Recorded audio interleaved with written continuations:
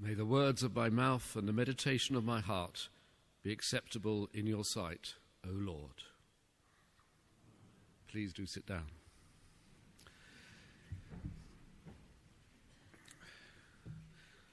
Well, first of all, thank you for inviting me to speak on this middle Sunday of Fairtrade fortnight, and thank you for inviting the Bury Fairtrade Partnership to be part of this service. I'd like today to pick up on our readings this morning and talk more generally about our relationship with food. In our readings today, the temptation offered by food is a key theme. The fruit of a tree, some loaves of bread. Now, some of us will have given up some food item for Lent. So, only 5 days in, dare I ask how it is going so far? Has anybody been tempted? Has anyone fallen? No, you don't have to put up your hands, I promise you. But food so often tempts us from the straight and narrow. It is not for nothing that Salman Rushdie's famous slogan for cream cakes, "Naughty but nice," was so successful. We know we shouldn't, but food is central to our well-being as humans, and I would argue central to our faith. Why then do we abuse it so readily? Why don't we treat it with more respect and value it more highly? Why are we tempted by the cheapest or the sweetest or the one with the most fat? Why are we so easily tempted to make the wrong choices? Eating and drinking are also central to the Gospels, and particularly Luke's Gospel, where there are at least 8 meals at which Jesus sits and eats, and 2 more where that is implied. The importance of food in our lives is obvious. It's the fuel that keeps us going. But we all know it is much more than this. It's also an important part of our social interactions, and arguably our relationship with God.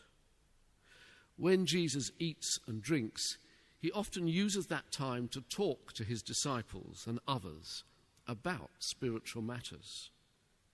A meal is not just about the food, but about social intercourse as well. The evening meal should be when the family sits down and discusses its day, when family bonds are strengthened. I would argue that like the Shabbat meal in the Jewish tradition, the evening meal can have an almost sacred quality to it as we share food and the love that has been part of its provision and preparation. Sadly, however, fewer and fewer families now sit down to eat together. More than 1 in 5 families only sit down to eat a meal together once or twice a week, according to a recent survey. And 40% of families only sit down together to have a meal 3 times a week. Pressure of work and busy lifestyles mitigate against this, according to research. Yet the same research shows that eating as a family has so many benefits in terms of strengthening family relationships, educating children, and ensuring that everyone eats a healthier diet. How easily we are tempted away from such an important activity.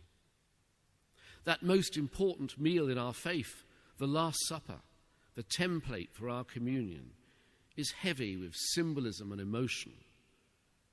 Let us be thankful that Jesus didn't say to his disciples, "Oh, cancel that upper room, we'll snack as we go along."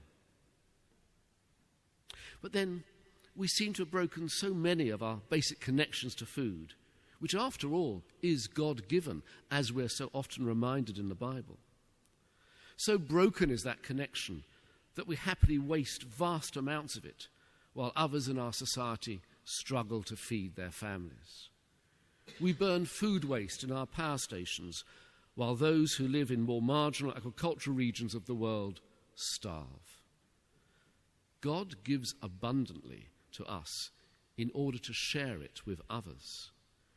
We produce more than enough food in the world to feed all 7 billion adequately. but we choose not to. The French have passed a law to make stores give their food waste to food banks. Perhaps we should do the same. Many have said that the giving of food that it's past its sell-by date to food banks or night shelters is the modern equivalent of the Old Testament idea of leaving some crops around the edge of the field for the poor to gather. We're keen to blame supermarkets, but 70% of food waste comes from our own homes. We throw away 7.1 million tons of food and drink a year from our homes, and more than half of that could have been eaten or drunk. We throw it away because we cook or prepare too much, or because we don't use it in time. Now, this has an important environmental impact. Food that's thrown away and ends up in landfill isn't harmless. It breaks down and releases methane, a greenhouse gas. In the UK, we create more than 20 million tonnes of greenhouse gas emissions from food waste alone, the same emissions as 3.5 million cars. If global food waste was a country, it would be the third largest emitter of greenhouse gases after the USA and China. We're doing this at a time when more and more families in the UK are going hungry, and the demand for food from food banks is increasing. How easily we are tempted to waste what God has given us. How easily do we forget our good fortune and share it. Ironically, part of the problem is that food is too cheap, so we don't value it. We spend around 10% of our income on food, compared with 40% in Cameroon or in Tanzania. In those countries, because food is comparatively expensive, very little is wasted. If we were prepared to pay more for our food, we would also be able to pay farmers a decent price for what they produce. 4 supermarket chains control 75% of the British food retail market, so they can dictate the price farmers get for their products, and so small-scale farmers often struggle to survive. At the same time, food is grown in developing countries on land that arguably should be used for feeding the local people. Seeing children with swollen bellies is a sad reminder of how little farmers in many developing countries are paid, so that we can buy cheap food in the UK. However, the irony is that we have swollen bellies in the UK as well, but from a quite different cause. We stuff ourselves and our children with food high in carbohydrates so that we and they become obese. 62% of the UK population is overweight. I suspect I'm one of them. And nearly 25% of adults are classed as obese. This means Britain has the second highest rate of obesity in the world and the largest in Europe. This obesity epidemic, ironically, is partly linked to poverty. Government figures show that 13% of 4 to 5-year-olds from deprived areas are obese. 13%, while 5% of 4 to 5-year-olds from the least deprived areas are so affected. Sugar and fats are cheap fillers for processed food, and we know that we are all too easily tempted to eat these. Well, why should this concern us? Well, in purely financial terms, we should be worried. £48 billion a year is spent managing the social causes and health care of obesity. There are 7 million cases of diabetes, 6.5 million cases of heart disease and stroke, and 500,000 cancer cases linked to obesity each year. In short, we are killing ourselves. But we are still tempted. But we need to have cheap food so that those on low wages can eat, is the cry that we hear. Yet food banks testify to the fact that increasingly many people in work cannot afford to feed their families.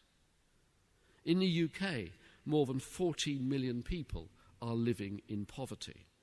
including 4.5 million children, or if you like, 9 children out of a classroom of 30. In 2010, the Trussell Trust ran just 57 food banks, giving 14,000 food parcels a year. Between April 2018 and March 2019, food banks in just the Trussell Trust alone provided a record 1.6 million food parcels to people in crisis, a 19% increase on the previous year. And their research shows that a third of food bank users were referred because they were on incomes so low they couldn't afford to feed their families. And as I've already mentioned, we do the same on a world scale. We underpay those that produce our food in developing countries so that we can enjoy our tea, coffee, chocolate and bananas at the lowest possible price. Multinational companies make enormous profits on the backs of the poorest producers in the world by lobbying to ensure that the world trade rules are rigged in their and our favour. Prices are driven down ruthlessly as country is set against country in trade wars that benefit nobody but the richest. Now, Brexit may be a chance to renegotiate trade agreements that benefit our own country and the poorer producers in developing countries. Of course, we may be more tempted to strike the trade deals that favour only our own interests. We shall have to wait and see. But this is where fair trade comes in. Fair trade makes a real difference. At the moment, it's making a difference to 1.71 million farmers and workers in 75 developing countries, 23% of whom are women. Fair trade is vital in helping people out of poverty. And by buying fair trade goods, and there are now over 6,000 to choose from, we are all playing our part. So, in a world full of temptation, can I finish by tempting us all away from the naughty and towards the nice? Can I tempt us this Lent to try to improve our relationship with the food God gives us? Could we perhaps plan our meals a little more carefully so that we waste less food? Could we make sure that peelings and parts of plants that we don't eat are always composted and put back on the land? Could we try to avoid food packaged in plastic and lobby our supermarkets to do away with it in the long term? Could we give a little more to the local food bank, while also writing to our MP to ask if the welfare system and wages could be at such a level that food banks became unnecessary? Could we improve our diets so that we are healthier? Could we ensure that whenever possible, we buy locally produced food items directly from the farmer? And finally, could we ensure that we buy more fair trade items so that producers in developing countries get a fair deal for their hard work? If you haven't already started the Dyson Lent Challenge this year, you may find that helpful in guiding you in these nice temptations. I would like us all to try to have a better relationship with the food God has given us so abundantly over the coming year.